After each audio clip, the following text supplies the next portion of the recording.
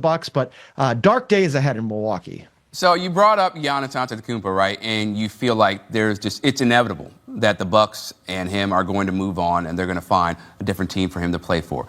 But do you think like it even matters what Giannis thinks about this move, or is it like, yeah, Giannis is going to be gone too, so it really doesn't matter if it was going to be Doc Rivers going or somebody else? Yeah, I think Giannis doesn't care if Doc Rivers is the coach or not. And look at the situation that Giannis is in now, right? Because before, I know he's trying to maintain his reputation. He doesn't want to sully it at all. But right before the trade deadline, after being told all season, really, that the Bucks were not interested in trading Giannis Antetokounmpo, all of a sudden the Bucks were dangling Giannis Antetokounmpo, and they're not going to do that unless they've at least had some conversation with Giannis's agent about, hey, maybe we should kick the tires on what might be out there. Now, ultimately, they decided not to move on, and so they go into this offseason in the same situation. But right before the season ends, Giannis is saying, hey, I'm healthy. I want to play. I've never been in this situation where the organization is telling me I can't play. And he then urges the NBA to investigate his own organization, Chris. At that point, I think it's pretty well on the table, and everybody knows that the writing is on the wall that this thing is over. You don't call for an investigation into your own organization if you think you're coming back next season. That's one of those things where you're burning all the bridges behind you and saying sayonara on your way out the door. So, yeah, I think that this is a thing where Giannis knows that Doc was going to go. He knows that he's probably going to go, and the Bucks are looking to move on from everybody. Yeah, when you do that, it's a really, really nasty sign, right, of how bad things have gotten. Now, with Doc Rivers, he's a Hall of Famer, John, okay? You can't take that away from him. I can't take that away from him. He won that championship in '08 with the Celtics. How do you view him all time when it comes to really great head coaches? Because he did win that championship, but we've also seen him really not maximize some teams that he's had. Yeah, I mean, you see him on the most career wins by a head coach list, and when he's on a list with coaches like Greg Popovich and Don Nelson and legends of the game, right? Lenny Wilkins and Jerry Sloan and Pat Riley. These are all like esteemed head coaches, guys that are universally revered. I don't know that Doc is in that same situation, even though Doc would very much like to put himself in that same conversation. There was that leak story where they had the team meeting and Doc was saying to guys, hey, you should look up my resume. You should Google me. Well, I got bad news for Doc. When you're urging your own players to Google you, something has gone amiss, right? And I keep coming back to, yes, he has that championship from the 2008 Celtics. I'm not sure that a replacement level coach couldn't have won that with that roster because that team was that good and they were on a glide path to that championship. And then after that, what else has he done, right? I mean, not to say that he hasn't had a good career, but a lot of that is just longevity because I remember covering him here in Los Angeles when he was with the Clippers and talking to him about that team and saying, well, when are you going to get out of the second round? And he kept saying, we will. They never did. Then he goes to Philadelphia. I thought it was a good hire. I thought that Doc was one of the best available coaches and that it would be a good situation both ways for the Sixers and for Doc Rivers. Turned out not to be. Again, did not get out of the second round, and that's sort of a theme with Doc Rivers. And it was even worse for him in Milwaukee, where they replaced Adrian Griffin, where they basically empowered Doc Rivers, who was then sort of like an advisor for the front office with the Milwaukee Bucks. Hey, why don't you go out and find us a new head coach? Oh, isn't it convenient that he landed on himself as the best option and then was under 500 in 2+ years with the Bucks? So look, he's had a great career. Credit to him for being a Hall of Famer, but I wouldn't put him, we were just talking before we came on, if he was a top 15 coach of all time. Well, we ran through the first 14 pretty easily without me going, I'd take Doc over that. So I'd have to see who's after him. But again, he's had a nice career. Now he gets to go off and golf and be an announcer or whatever comes next for him. You said he's going to go out and golf, maybe announce. So you believe he's coached his final game as an NBA head coach, or could there be more on the table for Doc Rivers in the association? Well, the NBA tends to be an old boys network, right? Where like the same guys get recycled through, and Doc is a very popular person in the NBA. I will say this about Doc Rivers. He's like one of my, you want to talk about like top 5, whatever. He's one of my top 5 interviews of all time. You want a great story. You want to laugh. You want somebody to hang out with and fill your notebook, or you and I have something to talk about when we're on HQ. Doc Rivers, top of my list. If I own an NBA team and I need a head coach, Doc Rivers probably not on my list. Now, that doesn't mean he wouldn't necessarily be on somebody else's list. I think more likely he takes some time off. He goes and golfs. Maybe he does ride off into the sunset. Maybe he gets back into broadcasting. But you never know. Like, look what happened with Milwaukee, right? I didn't think it was that unattractive of a situation, even though they had a winning record and Giannis and a healthy Dame at the time. But they dangled that shiny object in front of him, and they got him out of that broadcast booth. So enough money. You put enough money in front of Doc Rivers, could happen again. But if I was Doc, I would say thanks for the time in the NBA. It's been real. I'm going to go and put my feet up for a while. Hey, yeah, and I wouldn't blame him, right? He's made a lot of money. You know, he's won a championship, and people can say a lot about him. Some of it justified, some of it not. But at the end of the day, he's Hall of Famer, and he's won at the highest level. For the Bucks, it's a long ways away, John. But is there any chance that when you talk about them finding their next head coach, they include Giannis? Like, how do they go about this search to make sure they get it right this time, depending on whether Giannis is going to be there or not? My suspicion is that whatever coach they bring in, it's going to have to be somebody who's really looking forward to a rebuild, right? Because this feels like a teardown. Even if you have Giannis, let's say for the sake of argument that you have Giannis moving forward and okay, he's still going to be here. Well, what kind of Giannis are you going to have? Are you going to have an engaged Giannis, or you're going to have a Giannis who's excited about being on a team that like wasn't very good this season and doesn't have many very good players?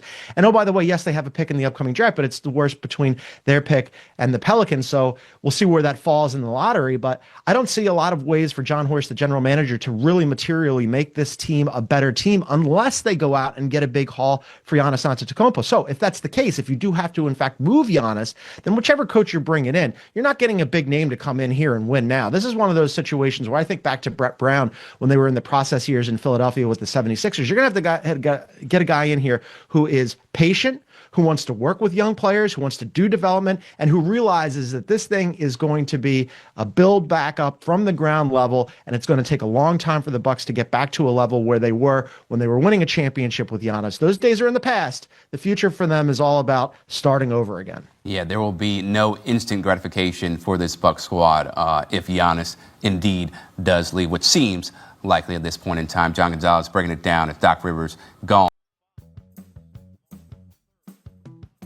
Warriors Nation News. Dub Nation, let me ask you something that sounds absolutely insane until you really sit with it.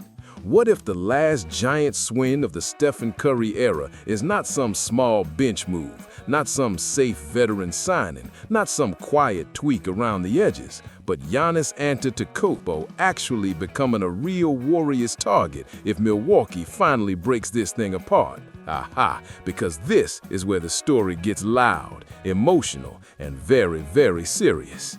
ESPN reported in January and February that multiple teams made aggressive offers for Giannis, that the Bucks had started listening, and that Golden State was one of the teams in that mix.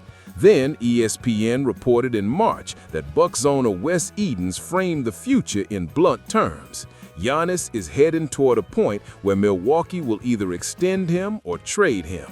And just this week, ESPN reported the relationship between Giannis and the Bucks has become fractured enough that the organization has come to terms with the likelihood of a deal this offseason. Ha! That is not a done deal to the Warriors, no, but it is real smoke, real pressure, and a real opening for Dub Nation to dream big again. Now, let's keep it honest, because real fans do not need fake breaking news. Giannis to Golden State is not official, not confirmed now, not locked, not anything like that. But if Milwaukee truly opens the door this summer, the Warriors absolutely should walk right up to it and test it. Why? Because Golden State is still operating like a franchise that believes its window is not dead yet. The Warriors officially acquired Kristaps Porzingis on February 5th, which was a massive signal that this front office is still willing to think big around Steph Curry. And Warriors coverage throughout March and April has made it clear that the team has been trying to get Curry and Porzingis live reps together ahead of the play-in, even managing Curry's knee carefully on back-to-backs to prioritize the combinations that matter most. That tells you everything about the franchise mindset right now. They are not planning a soft landing. They are still trying to build a path to one more real punch. Ha! So what would Giannis actually mean for the Warriors on the floor? Let's talk basketball, because this is where it gets scary. Giannis is a pressure-to-the-rim monster, a transition wrecking ball, a help defense magnet, and still one of the most destructive interior forces in the league. Steph Curry remains the greatest gravity weapon the sport has ever seen. Put those two on the same floor, and the defense has to make impossible choices every single trip. Trap Steph high, Giannis gets downhill into broken coverage. Collapse on Giannis, Steph relocates into open air and starts raining fire. Try to switch, Draymond Green picks apart the weak side. Stay home on shooters, Giannis lives at the rim. Ha ha! That is not normal offense. That is panic. That is defensive stress so intense it changes what teams even believe is possible to guard. And with Porzingis adding size and spacing, if healthy, you are suddenly talking about a Warriors team that could attack you from 30 feet, from the elbows, above the rim, and an early offense before your defense even gets set. But let's not pretend this would be easy, because this is where the grown-up part of the conversation begins. ESPN's Giannis trade coverage made it clear months ago that a Bucks deal would likely gut the acquiring roster and still come with no guarantees beyond the contract situation. Milwaukee is not giving away a two-time MVP for spare parts and vibes. If the Warriors want in, they would have to pay real assets, probably a painful amount of them, and that means picks, young pieces, and maybe even parts of the current structure that fans still believe in. Yeah, that is the cost of trying to buy one more championship window around Steph.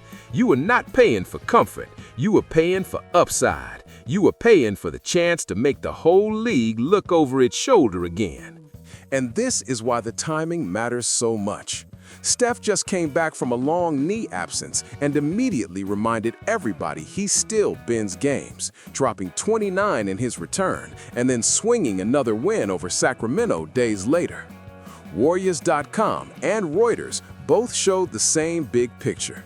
Even on managed minutes, Curry still changes the emotional and tactical identity of this team the second he steps on the floor. So if you are Golden State, you cannot think like a rebuilding franchise. You have to think like a franchise with an all-time player who still scares people right now. That is why a Giannis pursuit would make sense. It would not be about the next 10 years. It would be about giving Steph the biggest possible co-star for a short, vicious title push while he is still capable of warping the floor like this. That is the whole point. Now, does Giannis fit the Warriors' culture? Come on, absolutely. Competitive maniac, relentless worker, devastating in open space, unselfish enough to play with stars, tough enough to survive playoff brutality, and respected enough that the room would instantly align behind him. The only real questions are cost and health. Giannis has carried major mileage and has dealt with injuries in recent seasons, and that matters. But if you were asking me whether Golden State should at least explore this if the Bucks are truly ready to move him, my answer is loud and simple: yes.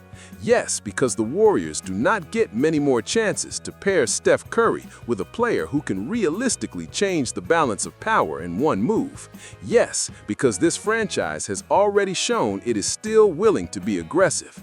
Yes, because when a superstar of that level becomes even remotely attainable, serious organizations do not sit quietly in the corner pretending they are above it. They make the call, they test the market, they see if the crack in the door is real. So here is my final take, Dub Nation. Favorable to the Warriors all the way. Not because Giannis to Golden State is guaranteed, not because it would be cheap, not because there are no risks, but because the very possibility fits where this franchise is emotionally and competitively. Steph is still worth building around with urgency. The front office is still swinging. The Bucks are facing a future-defining decision. And if Giannis really becomes available, the Warriors should be one of the first teams at the table. Because if there's even a real chance to put Giannis Antetokounmpo next to Stephen Curry, you do not overthink it forever. You investigate it, you push on it, you see how real it is. Now tell me, Dub Nation, if Milwaukee finally opens that door, Would you go all in for Giannis, or would you keep building around Steph, Draymond, Porzingis, and the current core? Drop your take in the comments, hit like, and subscribe to Warriors Nation News.